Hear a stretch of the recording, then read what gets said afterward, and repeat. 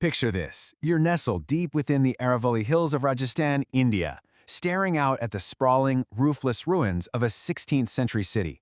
Welcome to Bhangarh Fort. It is widely known as literally the most haunted place in all of India. Every single year, millions of tourists flock to these ancient stones. They're drawn by these terrifying legends of restless spirits, cursed princesses, and a dark magic that supposedly doomed an entire civilization. But what actually happened here? Well, today, in this explainer, we are going to unravel the absolute truth behind the myth. We aren't just going to sit around telling ghost stories. No, we're going to use science, history, and human psychology to decode the real secrets of Bhangarh Fort. So get ready, because the reality of this place, it's actually way more fascinating than any ghost story you've ever heard. Now, you might be thinking this haunted reputation is just a gimmick, right? Like some prop put up by the locals to scare kids.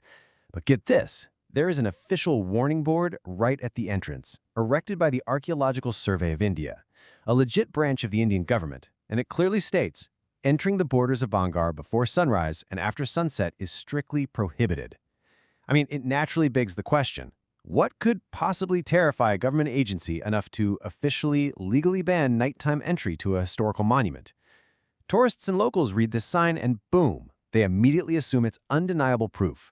The ghosts must be real. After all, why else would the authorities lock you out the exact second it gets dark? Okay, let's dive into the legend itself, because it is incredibly dramatic. According to local folklore, the doom of Bhangarh centers around a dark sorcerer named Tantric Singya and an incredibly beautiful royal, Princess Ratnavati. The story goes that Singya fell madly in love with the princess, but knowing she would never accept him, he used black magic to curse a bottle of her perfume into a love potion. But the clever princess caught on. She threw the cursed perfume straight onto a massive boulder. Well, the magic worked, but instead of the princess, the boulder itself became infatuated with Singya. It literally rolled over and crushed him to death. With his dying breath, the tantric cursed the entire fort. He declared it would be utterly destroyed, no one would survive, and their spirits would be trapped in the ruins forever, completely denied reincarnation. And look, people swear by this dying curse. It's supposedly why visitors claim to experience absolute terror here. Locals and tourists report hearing these chilling sounds at night. Women crying, screams for help, and the sharp crack of breaking glass bangles echoing from the ruins. Others report this suffocating, heavy feeling of being watched or chased by unseen shadows in the daylight, and it's not just easily spooked tourists either. Bollywood film crews shooting movies there have reported bizarre accidents, sudden storms, and really strange behaviors on set. There are even well-documented stories of journalists having their vehicle engines inexplicably fail right outside the fort's borders, only to magically start right back up once a mysterious local intervenes. The sheer volume of these terrifying anecdotal claims is staggering. So, what does this all mean? We have to ask ourselves the ultimate question. Are there real, literal ghosts of cursed royalty haunting these ruins? Or is there an invisible, purely physical force out there effectively tricking our brains? When so many different people report the exact same symptoms of dread, anxiety, and visual hallucinations, it is so easy to jump straight to the supernatural. But we want to look past the shadows and find the actual structural truth. And to do that, we need to completely leave the realm of black magic and step into the totally fascinating world of physics. Let's talk about something called infrasound. These are sound waves with a frequency below 20 hertz. To the human ear, they are completely 100% inaudible. You cannot hear them, but your body can absolutely feel them. Back in the 1980s, there was this British engineer named Vic Tandy. He was working alone in his lab when he suddenly felt an intense wave of dread. He started sweating, the hair on the back of his neck stood up, and he saw a terrifying gray shadow forming right in the corner of his eye. He literally thought he had seen a ghost. But the very next day, he noticed a fencing foil in the lab vibrating all on its own. He tracked that vibration to a newly installed extractor fan that was emitting a completely silent hum at exactly 19 hertz. He turned off the fan, the infrasound stopped, and the ghost completely vanished. So, how does a random fan in a British lab relate to our cursed Indian fort? Well, Bhangarh is absolutely packed with natural infrasound generators. First off, the city consists of over 9,000 completely roofless stone structures. When high-speed winds howl through these endless, jagged stone corridors, they act exactly like a giant natural wind instrument. They generate massive amounts of infrasound. On top of that, if you check a geological map, Bhangarh is located in India's seismic zone 4. That's a high earthquake risk zone. So the constant minor earth movements and the shifting of these ancient heavy stones deep underground produce intense low-frequency vibrations. Visitors to Bhangarh aren't being cursed by a phantom. They are quite literally physically vibrating from massive, invisible acoustic waves. Now, to prove just how powerful this unseen force really is, researchers at Goldsmiths University in London conducted this brilliant study in 2008. They built a completely ordinary, empty white room. Nothing spooky about it at all. But they secretly pumped the room full of infrasound and erratic electromagnetic fields, or EMF. They then asked 79 people to just sit in the room for 50 minutes. The results were mind-blowing. Even though the room was a perfectly safe laboratory, over 1 in 5 people reported feeling a distinct, undeniable presence in the room with them. Many felt dizzy, and nearly 1 in 10 reported feeling absolute, paralyzing terror. They successfully created a haunting using nothing but physics. But wait, the researchers discovered an incredible twist in their data. Halfway through the experiment, they secretly turned the infrasound and EMF devices completely off. But surprisingly, the terrified reactions from the participants stayed almost exactly the same. Why? Because of the sheer power of suggestibility. If you tell a suggestible human brain that they are entering an experimental haunted room, the brain will just manufacture the fear all on its own. Now apply this directly to Bhangarh. Before a tourist even buys a ticket, they've watched hundreds of videos calling it India's most haunted location. Their brain is totally primed for terror before they even step a single foot through the gate. And once you are deeply primed for terror, like that, another psychological phenomenon takes over. It's called pareidolia. This is a survival mechanism wired into our brains through millions of years of evolution. You see, our brains are desperately obsessed with finding human faces and figures. It's a trait that kept our ancestors alive by helping them spot predators in the wild. But this mechanism misfires all the time. It's why you see faces in the clouds or the man in the moon. When terrified tourists stare into the deep, dark shadows of Bhangarh's crumbling, uneven stone walls, their panicked brains instantly stitch the random shapes together to form the outline of a person watching them. You aren't seeing a ghost, you're just seeing your own brain working overtime.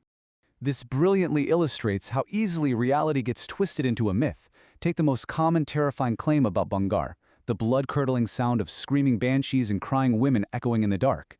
But the reality? Bhangarh borders the massive Sariska Tiger Reserve. The woods around the fort are packed with local wildlife, including a really large population of striped hyenas. And if you've never heard a hyena call in the dead of night, trust me, it doesn't sound like an animal. It sounds exactly like a human. Actually, scratch that. It sounds like a human being laughing hysterically or screaming in absolute agony. Those haunting, ghostly cries, they're literally just nocturnal animals going about their nightly business. Which brings us right back full circle to that ominous warning board from the Archaeological Survey of India. The government didn't ban nighttime entry because they're afraid of dark magic. They banned it because of very real physical dangers. Think about it. These 500-year-old stone structures are incredibly unstable, with heavy rocks just prone to collapsing without warning. The area is pitch black, completely unlit, and full of massive, deep, dry stone wells that a wandering tourist could easily fall into, which, by the way, has actually happened. And most importantly, because it borders that Sariska Reserve, Bengal tigers, leopards, and panthers frequently roam the ruins after sunset. The ASI is simply trying to stop tourists from becoming midnight snacks or falling into a pit. But hold on a second. What about the origin of the curse itself? What about Princess Ratnavati and the evil tantric? Well, prepare yourself for a massive historical truth bomb. When impartial researchers actually dig into the archives, they reveal an astonishing reality. There are absolutely zero verified historical records that these figures ever even existed. None. No stone inscriptions, no contemporary documents, literally nothing. Nobody even knows whose daughter the princess supposedly was. The entire dramatic narrative of the love potion, the boulder, and the curse is purely local folklore. It's an oral tradition passed down through generations, growing just a little more dramatic and exaggerated every single time it was told. So if we strip away the myth, what is the fort's true history? Well, it's actually incredibly dramatic on its own. In 1573, it was built by King Bhagwant Das for his son. It featured magnificent temples, massive markets, and over 9,000 homes. It was a thriving, bustling metropolis. For over a century, it prospered, but power shifts. In 1720, the fort was violently captured by the King of Amur, turning this once grand city into a secondary, neglected town. But here's the thing. Wars and conquerors didn't empty the city entirely. The true final nail in the coffin arrived a few decades later, in 1783. In 1783, the region was hit by the Chalisa famine. Now, this wasn't dark magic. This was a brutal El Niño-induced climate catastrophe. An incredibly severe drought struck northern India, completely devastating agricultural systems and water supplies. In some regions, up to 2/3 of the population perished. Rajasthan already struggled with water scarcity, and this massive drought made living in a heavily populated stone city like Bhangarh absolutely impossible. Facing horrific starvation and a total lack of water, the remaining citizens were forced to completely abandon their homes and flee. The city didn't die overnight from a magical spell, it died a slow, tragic death from extreme climate conditions. So, if the reality is an abandoned city destroyed by a tragic drought, why do we hold on to the ghost stories so tightly? Well, first, our human brains are literally hardwired to crave dramatic narratives over dry facts. Saying the water dried up and people left is sad, sure, but it's pretty boring. Saying an evil sorcerer cursed the city to ruin gives us a villain, a hero, and a clear cause and effect. It gives a sense of order to a random, cruel world. And let's be practical here. The ghost story is an incredibly lucrative business. That most haunted tag drives millions of tourists to the area, fueling the local economy and going viral on social media. People want to feel the thrill of a mystery. They don't want to read a history textbook. I want to leave you with this absolutely incredibly powerful thought from the brilliant scientist Marie Curie. She said, "Nothing in life is to be feared, it is only to be understood. Now is the time to understand more so that we may fear less." Bhangarh Fort is basically a masterclass in how easily our fears, our environment, and compelling folklore can completely overwrite historical truth.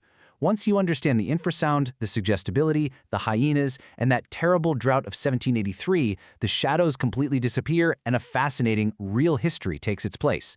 So the next time you hear a terrifying urban legend, ask yourself, are you actually afraid of a ghost, or are you just waiting to understand the science behind it? Keep questioning, keep learning, and thanks so much for joining us for this explainer.